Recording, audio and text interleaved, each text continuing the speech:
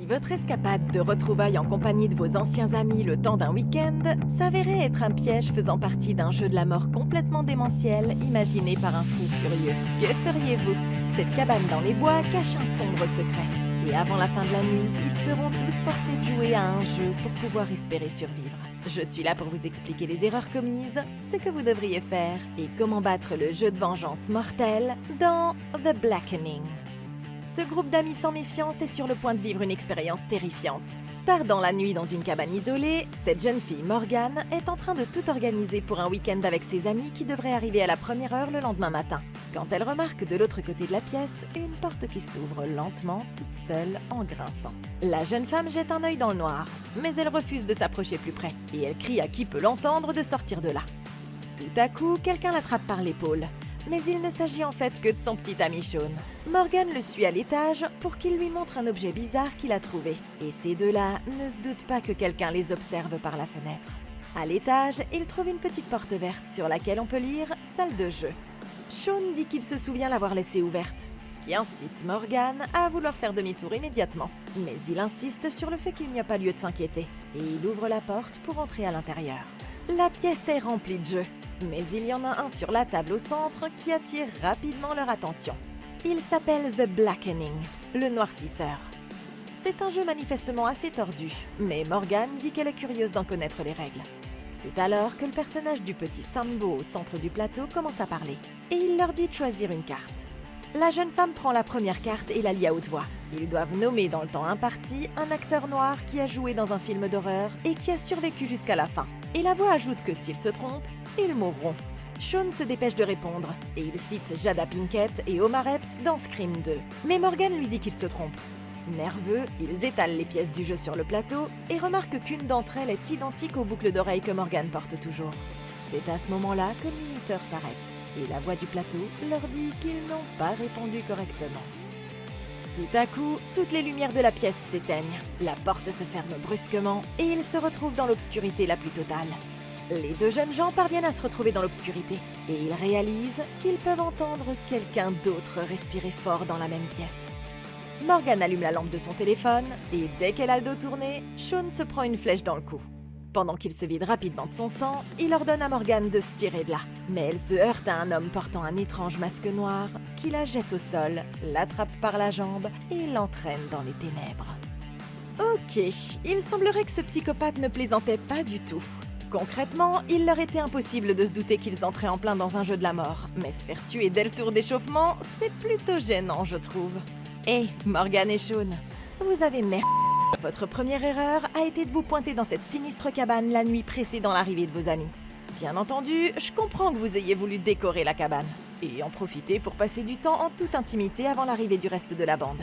Mais ça voulait aussi dire que vous seriez les premiers à vous faire tuer si vous vous retrouviez au centre d'une sorte de jeu de la mort complètement tordu. Ce qui, bien évidemment, est exactement ce qui est arrivé. Et c'est pas comme si vous pouviez dire qu'il n'y avait pas eu de nombreux signes avant-coureurs. Commençons d'abord par le rez-de-chaussée, où Morgane a remarqué ici que la porte qui mène au sous-sol s'était ouverte toute seule. Hé Morgane, je sais pas si tu le sais, mais les lourdes portes en bois ne s'ouvrent pas toutes seules en général. À l'étage, nous avons rencontré le problème inverse, quand Sean a dit qu'il se souvenait avoir laissé la porte de la salle de jeu ouverte. Et Morgane a eu raison de vouloir faire demi-tour et de s'enfuir. Traitez-moi de parano, mais quand vous vous retrouvez seul dans une cabane que vous avez louée à des kilomètres de la civilisation, il vaut toujours mieux prévenir que guérir. Ce qui nous amène au jeu de société, qui en plus d'être horriblement agressif, dégageait de mauvaises ondes dès le départ. Sur le couvercle, on peut voir une vieille cabane au milieu des bois, un peu comme celle dans laquelle vous vous trouvez tous les deux en ce moment. Et sur le plateau, il y a les dessins d'un couteau, d'un puits, d'un arc et des flèches, d'un piège à ours et les mots « You survive ». Vous survivez. Maintenant, chacun de ces éléments est déjà un cliché de l'horreur en lui-même. Mais quand on les assemble, on devrait être capable de comprendre par soi-même que ce jeu aura des conséquences mortelles. Voici une question pour toi, Sean. Quand tu as décidé de jouer malgré tous les signaux d'alarme, et quand tu as lu que si tu donnais la mauvaise réponse, tu mourrais, à quoi diable pensais-tu quand tu as laissé échapper comme ça de but en blanc la première réponse qui te passait par la tête ? Comme l'a fait remarquer ta petite amie à juste titre, les deux personnages que tu as nommés meurent dans la première scène de ce film. Tu pensais que dans un jeu mortel, tu pourrais t'en sortir en inventant des trucs à ta guise ? C'était la question d'échauffement, mec. Franchement, tu pouvais faire mieux que ça. Après ça, la porte s'est refermée et les lumières se sont éteintes. C'est ce qu'on peut appeler une situation peu idéale. Mais pensez-y de cette façon. Si tu ne peux pas voir, le tueur non plus ne peut pas voir, à moins d'avoir des lunettes de vision nocturne Buffalo Bill. Sean, tu t'es fait tirer dessus après que Morgan ait révélé ta position avec la lampe de son téléphone. Quant à toi, Morgan, bien que tu te sois bien défendu, tu as commis une grosse erreur quand tu as continué à attaquer un adversaire manifestement plus fort que toi, alors que la chose la plus intelligente à faire aurait été d'esquiver ses attaques et d'essayer de le contourner. Au lieu de paniquer et de sortir immédiatement ton téléphone, ce que vous auriez dû faire tous les deux, c'était rester discret et silencieux et utiliser le son et le toucher pour éviter le danger en attendant que vos yeux s'adaptent à l'obscurité. Puis profitez de l'élément de surprise pour tendre une embuscade à ce gars et le forcer à capituler avant qu'il ne commence à vous abattre l'un après l'autre. Parce que vous avez ignoré tous les signes avant-coureurs et que vous avez fini par être tué avant même que le véritable jeu de la mort n'ait commencé, Morgan et Sean, vous avez merdé. Le lendemain matin, les trois amis Dwayne, Lisa et Allison roulent à travers la campagne en direction de la cabane, excités à l'idée de retrouver tout le monde pour faire la fête et passer du bon temps. Pendant ce temps, cette jeune femme, Shanika, s'arrête à une station-service pour prendre quelques chips et une bouteille de vin. Elle se retourne vers le comptoir et remarque que le caissier l'observe au bout de l'allée. Elle recule et se heurte à Clifton, ce type un peu intello et ringard sur les bords. Il lui explique qu'il se rend lui aussi à la fête, mais que sa voiture est tombée en panne. Shanika lui propose alors de l'emmener. Quand ils arrivent enfin à la cabane, ils remarquent que leur ami King se fait interroger par un garde forestier. Ce dernier l'accuse de violation de propriété jusqu'à ce que Lisa sorte la liste des invités et lui prouve qu'ils ont loué l'endroit pour le week-end. Le groupe entre à l'intérieur juste au moment où une mystérieuse silhouette s'éclipse. Allison va déposer ses bagages pendant que les autres font un tour dans la cabane. À l'étage, un bruit attire l'attention d'Allison vers la porte verte. Mais quand elle veut l'ouvrir, elle s'aperçoit qu'elle est fermée à clé et qu'elle n'arrive pas à entrer. Dans la cuisine, King commence à préparer une boisson dans laquelle il verse une grosse quantité de sucre et qu'il appelle son Kool-Aid spécial. Il emporte sa mixture à l'extérieur et laisse Lisa seule dans la pièce. À peine est-il parti qu'elle entend quelque chose de l'autre côté de cette porte qui mène au sous-sol, mais elle décide de ne pas aller voir ce qu'il en est. Plus tard cette nuit-là, Dwayne remarque une des boucles d'oreilles de Morgan sur le sol, et c'est alors que la porte arrière de la cabane s'ouvre lentement toute seule. Mais il la referme et la verrouille sans même sortir pour regarder à l'extérieur. Alors qu'il regarde par la fenêtre pour mieux voir ce qui se passe dehors, Shanika surgit de l'obscurité et lui fiche une peur bleue. La jeune femme débarque à la fête accompagnée de Clifton, l'intello. Mais personne ne semble se souvenir d'où ils le connaissent. Elle demande aux autres où sont passés Morgan et Sean, mais Allison lui répond qu'ils lui ont envoyé un texto plus tôt dans la journée pour dire qu'ils seraient de retour ce soir. Tout à coup, toutes les lumières de la cabane s'éteignent, et quand King se lève pour aller vérifier la boîte à fusibles, Lisa voit quelqu'un passer devant la fenêtre à l'extérieur. Tout le monde commence à s'inquiéter, et ils décident de rester ensemble et d'aller voir ce qui se passe. À l'étage, ils constatent que toutes les pièces sont fermées à clé, et que quelqu'un a remis l'écriteau salle de jeu sur la porte verte.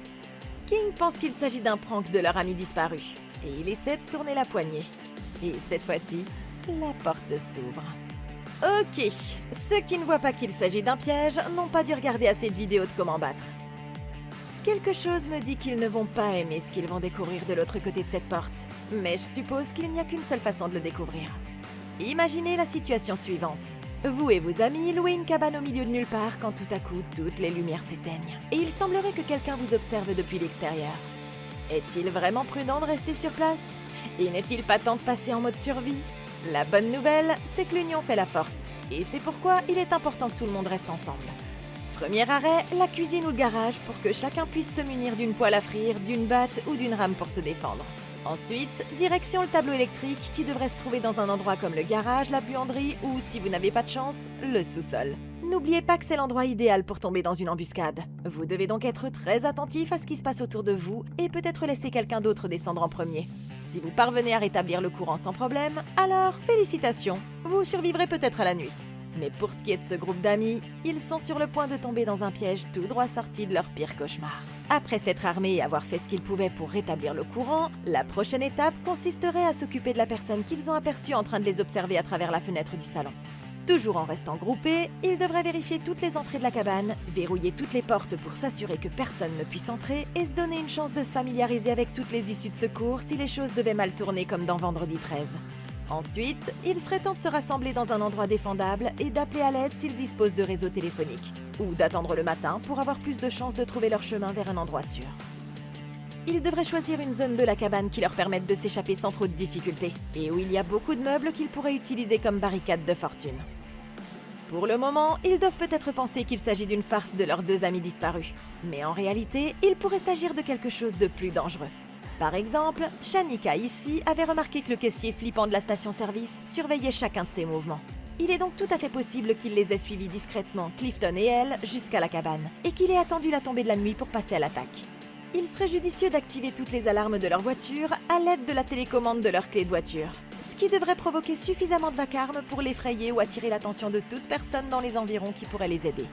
En plus, il est courant que les amis proches se partagent leur position sur leur iPhone ou même sur Snap Maps. Donc s'ils ont accès à un service de téléphonie mobile ou à un réseau Wi-Fi, ils pourraient activer ces applications pour localiser le couple disparu dans la cabane. Si ça ne marche pas, ils pourraient toujours essayer de les appeler. Si leurs deux téléphones sont éteints et qu'ils tombent directement sur la messagerie vocale, alors ce serait immédiatement suspect. Et s'ils entendent un des téléphones sonner d'un endroit comme le sous-sol ou le puits, alors ils sauront qu'il est trop tard pour leurs amis et qu'il serait temps pour eux de se préparer à se battre pour leur vie. L'un d'entre eux devrait jeter un coup d'œil dans la salle de jeu pour voir si ça vaut la peine de s'y attarder. Après un rapide coup d'œil, ils verraient qu'il n'y a qu'une seule issue, et ils trouveront un jeu de société placé de façon suspecte sur la table du milieu. Il devrait être évident qu'il ne faut pas entrer là-dedans, mais malheureusement, ce groupe d'amis pense toujours que c'est une blague de leurs deux potes, et ils sont sur le point de tomber directement dans un piège. Ils entrent dans la pièce et remarquent que le jeu The Blackening est posé sur la table, et ils s'accordent à dire que leurs amis n'auraient jamais planifié une chose pareille. Allison se rend compte que chaque pion représente un aspect de la personnalité de l'un d'entre eux, et elle associe chaque pion à chacun de ses amis. Toujours convaincus qu'il s'agit d'une blague, ils acceptent tous de jouer le jeu, mais c'est là leur plus grosse erreur.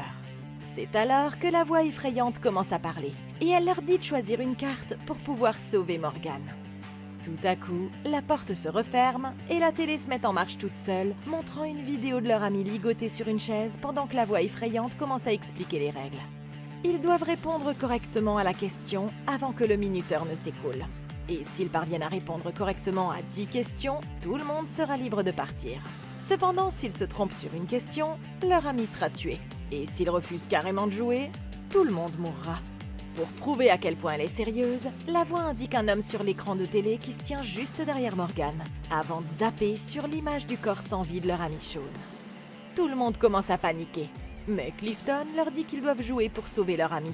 Et ils acceptent à contre-cœur. Ok, ça sent mauvais.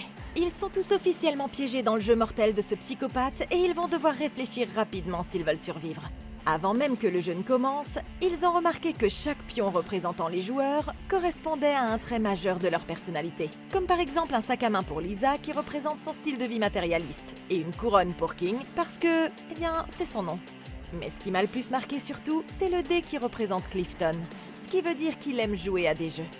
Maintenant, vous pouvez trouver que je me mets à tirer des conclusions hâtives, mais je commence déjà à me méfier de ce type.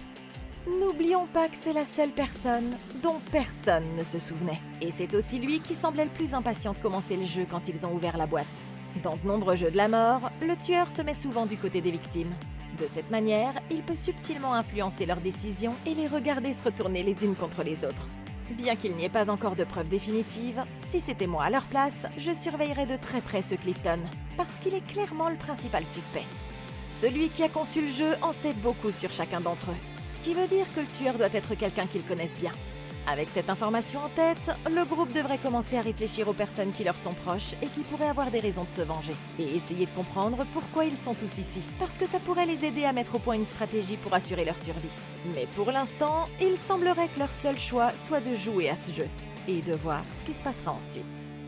Ils se rassemblent autour de la table et commencent à tirer des cartes et à répondre à des questions sur le thème de l'histoire de la communauté noire. Ils utilisent leur connaissance collective pour passer les premiers tours, jusqu'à ce qu'ils soient mis au défi de nommer 5 acteurs de couleur qui ont joué dans la série télévisée Friends. Un par un, ils commencent à nommer les acteurs dont ils se souviennent. Mais cette fois, le jeu indique qu'il s'agit d'une question piège et qu'aucun d'entre eux n'était censé connaître la réponse. À la télé, ils regardent l'homme fixer un appareil sur les cheveux de leur ami pour la scalper. Mais au lieu de ça, il lui arrache sa perruque. Dans un élan de courage, Morgan réussit à se libérer. Elle donne un coup de pied à son agresseur entre les jambes et s'enfuit pour sauver sa vie. King se rend compte qu'ils doivent sortir de là et il retourne à la porte de la salle de jeu pour essayer de l'ouvrir. Heureusement, cette fois-ci, celle-ci s'ouvre, et ils se précipitent tous dans la pièce principale de la cabane. Le groupe essaie immédiatement de sortir de la cabane, mais ils se rendent compte que le tueur les a enfermés à l'intérieur. Shanika s'empare d'une sculpture en pierre et la lance sur la fenêtre aussi fort qu'elle le peut. Mais il se trouve que la vitre est blindée. Et même si elle était parvenue à casser la fenêtre, Lisa remarque qu'il y a des barreaux de l'autre côté et que le kidnappeur a crevé les pneus de leur voiture à coups de flèche. Pendant qu'ils réfléchissent à ce qu'ils vont faire, la télé se rallume et montre Morgan qui monte les escaliers du sous-sol en courant. Et les garçons s'empressent tout de suite de la libérer. Dwayne remarque que le tueur se rapproche dangereusement. King se précipite alors vers son sac et saisit un revolver. Il crie à Morgan de reculer pendant qu'il tire sur la serrure. Après quelques tirs, la porte s'ouvre lentement, mais il n'y a personne derrière, et l'obscurité empêche de voir qui que ce soit à l'intérieur. Tout à coup, une flèche jaillit de l'obscurité et atteint King à l'épaule. Un autre tir manque de peu la tête de Lisa, et tous s'enfuient pour sauver leur peau alors que le tueur sort du sous-sol et s'avance vers eux. Seule Shanika ose braver le gars, et elle l'empêche de franchir le seuil de la porte. Dwayne se précipite pour lui prêter main forte, et pendant qu'il tient la porte fermée, la jeune femme crie à Lisa d'aller leur chercher un couteau. Elle lui plante le couteau dans le pied et claque la porte pendant qu'il se rétracte, maintenant blessé. Tout le monde se rassemble dans le salon, mais c'est alors qu'un autre tueur surgit de derrière et leur tire dessus avec son arbalète. Ils parviennent tous à esquiver les tirs, à l'exception de ce malheureux King qui reçoit une autre flèche au même endroit. Namdi plonge pour saisir le pistolet, et il rate tous ses tirs. Mais c'est suffisant pour effrayer l'attaquant pour le moment. Il relève King, mais il laisse tomber le pistolet, et ils suivent Clifton qui les ramène dans la salle de jeu. Il laisse la porte se refermer et leur dit qu'ils sont de nouveau enfermés à l'intérieur. Ok, je sais qu'ils sont très stressés, mais pourquoi diable de tous les endroits où ils auraient pu aller sont-ils retournés dans cette foutue salle de jeu? Si c'était moi à leur place, une salle où il n'y a ni armes utiles ni issue de secours est absolument le dernier endroit que je choisirais. Le groupe a raté sa meilleure chance de renverser la situation quand le tueur s'est enfin dévoilé en montant du sous-sol. Le poignarder dans le pied était une bonne idée, mais ce qu'ils auraient vraiment dû faire ici, c'est prendre le revolver de King et ensuite crier à Shanika et Dwayne de le laisser ouvrir la porte, puis d'exploser le gars dès qu'il aurait essayé de franchir le seuil. Toutes les portes sont peut-être verrouillées, mais le tueur a quand même réussi à entrer. Soit il a les clés, soit il y a une autre sortie quelque part au sous-sol. Quoi qu'il en soit, l'éliminer sur le champ aurait été la meilleure solution. Il doit y avoir 2 ou plusieurs tueurs qui travaillent ensemble, parce qu'il est impossible que ce type ait pu atteindre l'autre côté de la cabane aussi rapidement. C'est pourquoi tuer un des agresseurs ne suffira pas à les arrêter, parce que les autres continueront à s'en prendre à vous. Mais si d'une manière ou d'une autre vous parveniez à en capturer un vivant, vous pourriez l'utiliser comme bouclier humain ou comme monnaie d'échange, et éventuellement l'interroger pour obtenir des informations utiles dont vous pourriez vous servir à votre avantage. Donc, si vous le pouvez, il serait judicieux de viser la jambe. Pour l'instant, il semblerait qu'ils soient 3 fois plus nombreux que les tueurs.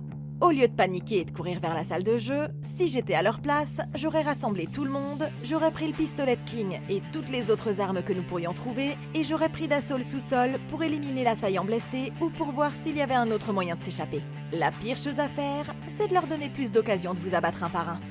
Il est donc plus judicieux d'attaquer maintenant pendant qu'ils battent en retraite, plutôt que de retomber dans leur piège. Mais il semblerait que cette bande de potes soit sur le point d'être coincée dans le 2e round. La voix leur dit de choisir une autre carte. Lisa en tire une du plateau et la lit à haute voix. Elle dit que le tueur leur épargnera la vie uniquement s'ils choisissent une personne du groupe à sacrifier. Ils ont 2 minutes pour décider lequel d'entre eux sera tué. Sinon, ils mourront tous. Chacun d'entre eux plaide sa cause en décidant de leur exclusion l'un après l'autre, jusqu'à ce qu'ils arrivent à Clifton. Ils leur disent qu'ils n'avaient même pas été invités à ces retrouvailles pour commencer. Le temps presse et chacun d'entre eux vote pour Clifton, faisant de lui le sacrifié de service.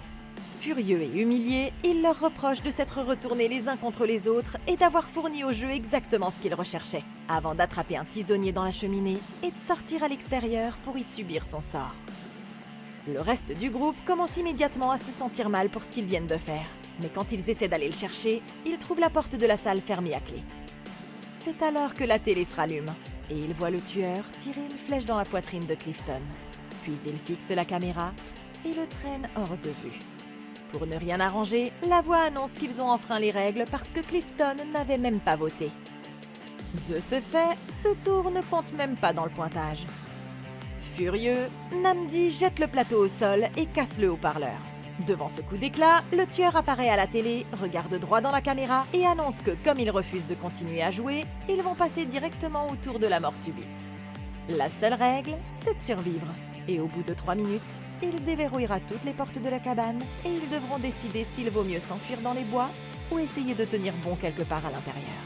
Tout le monde commence à discuter de ce qu'ils devraient faire et ils réalisent rapidement qu'ils ne sont pas d'accord sur la stratégie à adopter. Shanika prouve une fois de plus qu'elle est la plus intelligente du groupe, en soulignant que dans tous les cas, ils devraient tous se procurer des armes. Le groupe décide donc de se rendre dans la cuisine et de s'armer. Maintenant qu'ils ont tous une arme chacun, la conversation revient sur la question de savoir s'ils doivent s'enfuir pour sauver leur vie ou se retrancher dans un coin de la cabane.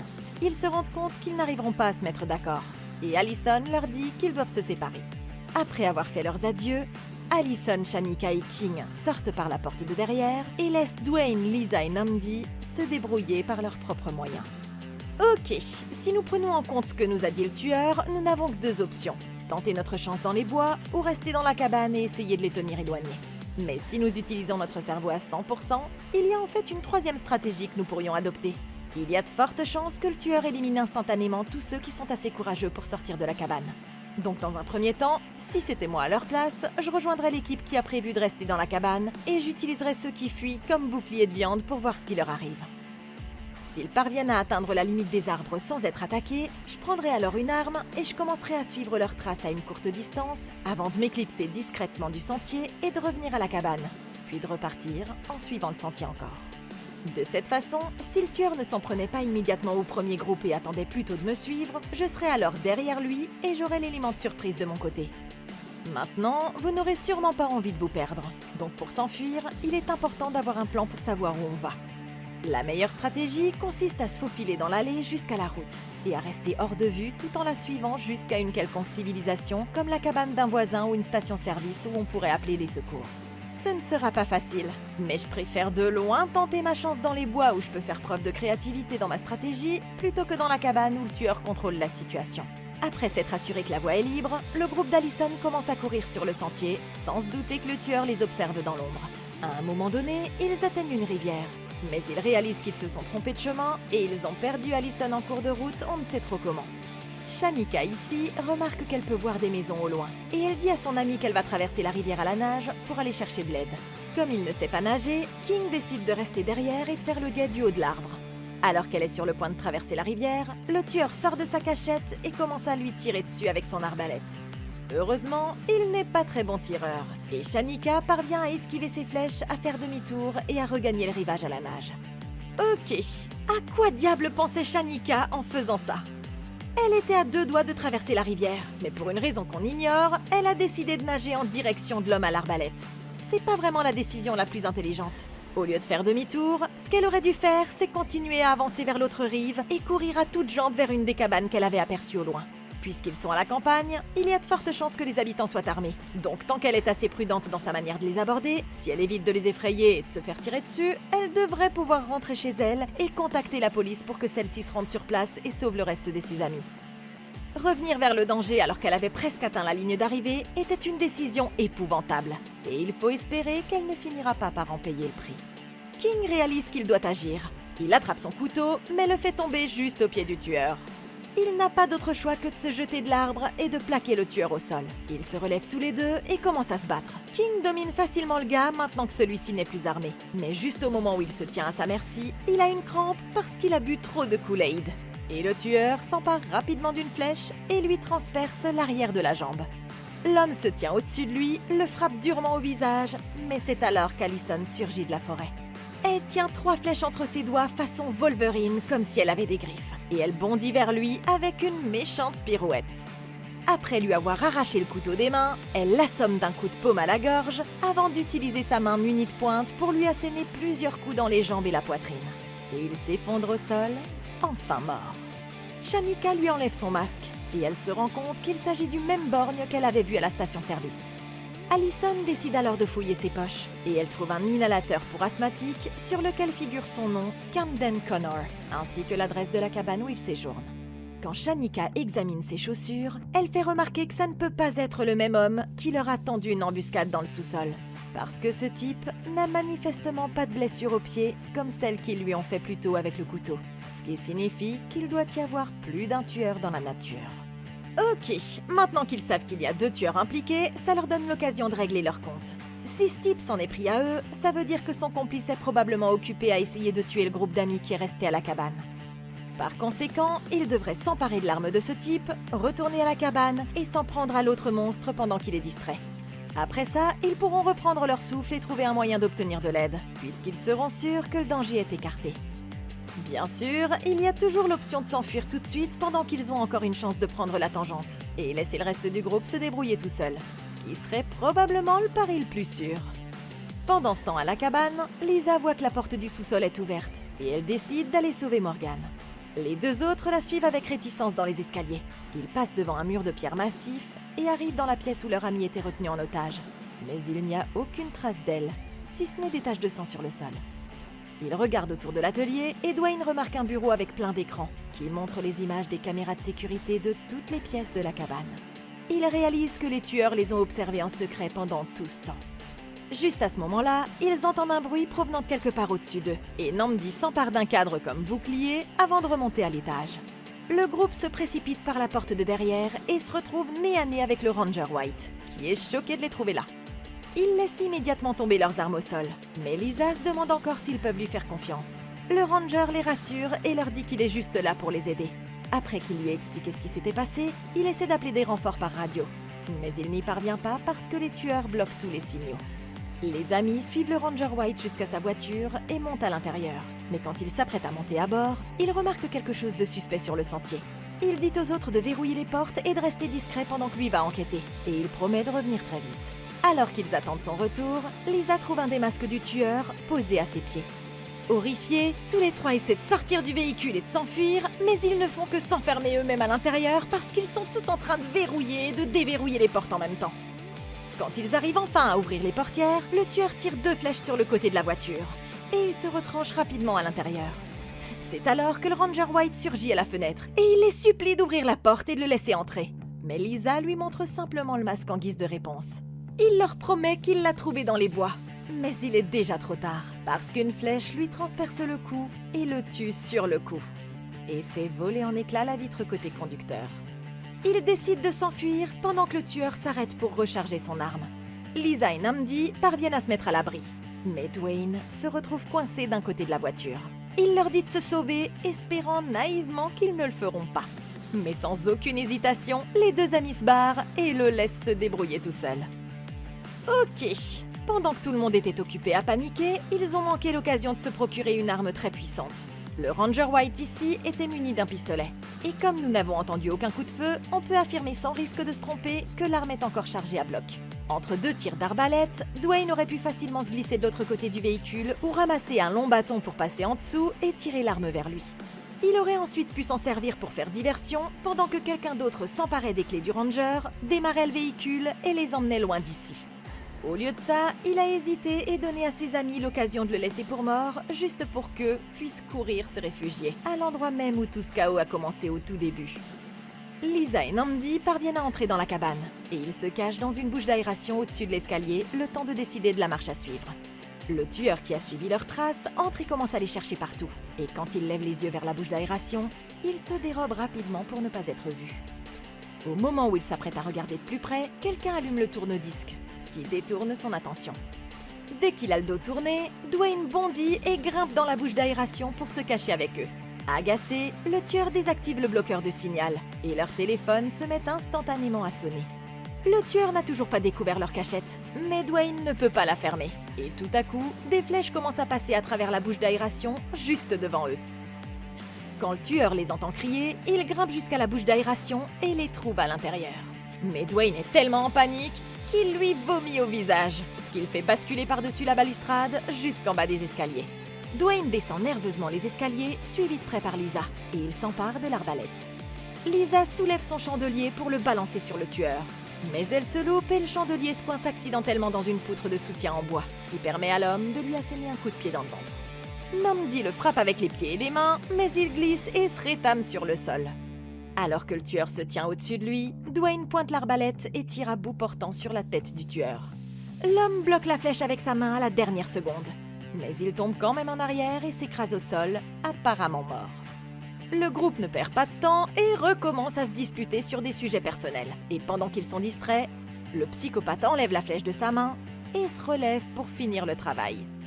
Tout à coup, une autre flèche le transperce par derrière, tirée cette fois par Shanika et sa squad. Il se retourne lentement pour les affronter, mais c'est alors que Lisa prend son chandelier et lui assène un coup sur le côté de la tête. Elle se tient au-dessus de lui et lui pulvérise le visage bien plus longtemps que ce n'était nécessaire. Nnamdi vérifie les poches de l'homme et il trouve un portefeuille et une carte d'identité au nom de Clive Connor, le frère jumeau de l'homme qui les a attaqués dans les bois. Il trouve également un reçu avec les initiales de chacun d'entre eux, ce qui prouve que quelqu'un a payé les hommes la misérable somme de 100 $ par tête pour les tuer tous. Ok, les deux agresseurs sont enfin morts, mais ça ne veut pas dire qu'ils sont sauvés pour autant. D'après le reçu qu'ils ont trouvé, quelqu'un a mis tout ça en scène et a payé les pecnos du coin pour les éliminer. Et s'ils sont suffisamment attentifs, ils devraient remarquer quelque chose d'intéressant sur cette liste. Il n'y a qu'une seule personne dont les initiales n'ont pas été notées. Clifton. Et bien qu'il pense l'avoir vu mourir, il y a aussi de fortes chances qu'il ait simulé sa mort pour se laver de tout soupçon.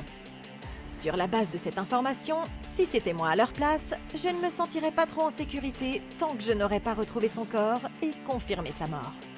Le groupe commence à discuter de ce qu'il faudrait faire ensuite.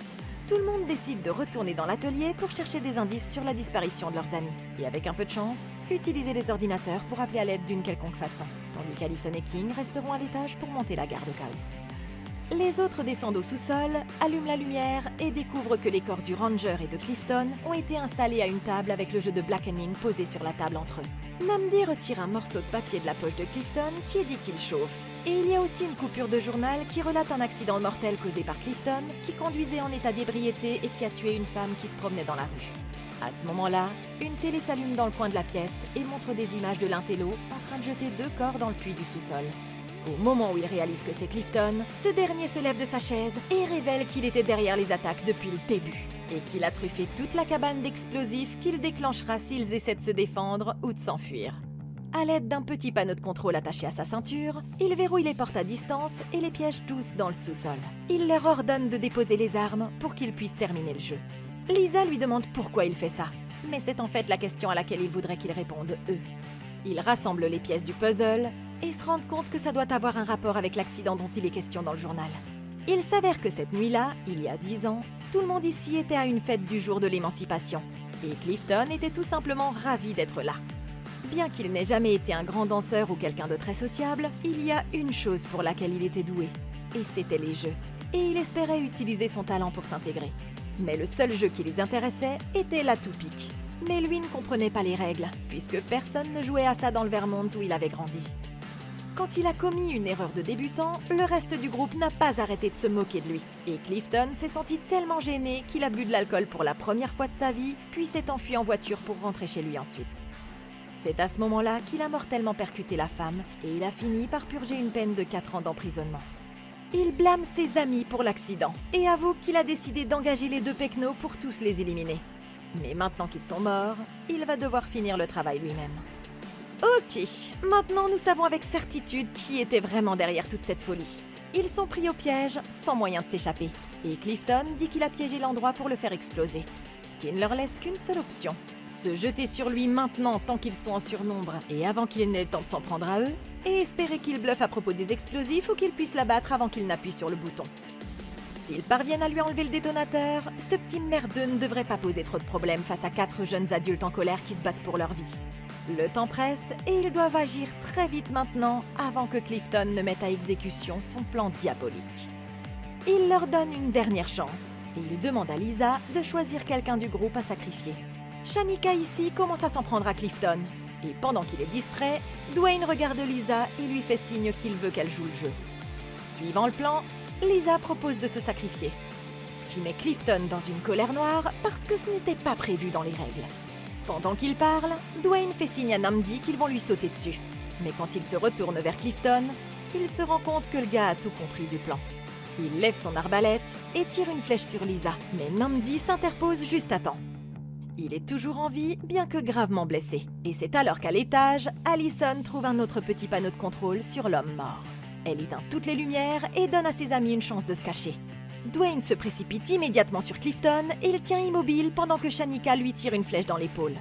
Dwayne sort un pot de poudre de piment de sa poche et saupoudre le visage de Clifton avant de le jeter dans le puits à coups de pied. Au matin, ils s'assoient tous devant la cabane et ils se demandent ce qu'ils devraient faire ensuite. Ils rigolent à l'idée d'appeler les flics. Au lieu de ça, ils décident qu'il serait plus prudent d'appeler les pompiers. Ce qui leur vaut de se faire arroser par un bon jet d'eau dès l'arrivée de ces derniers. Mais qu'auriez-vous fait si vous et vos amis étiez invités à un week-end extravagant de retrouvailles dans une cabane quelque part dans les bois et que vous découvriez que 2 méchants rednecks vous pourchassaient? Prendriez-vous les armes que vous pourriez trouver et vous défendriez-vous? Ou chercheriez-vous un placard dans lequel vous planquer jusqu'à ce que vous soyez tous éliminés l'un après l'autre? Dites-le moi dans les commentaires ci-dessous. Merci beaucoup d'avoir regardé. Laissez un like, abonnez-vous et consultez la playlist de Comment battre pour d'autres vidéos comme celle-ci. Je crois que j'oublie quelque chose. Ah oui, passez une excellente journée!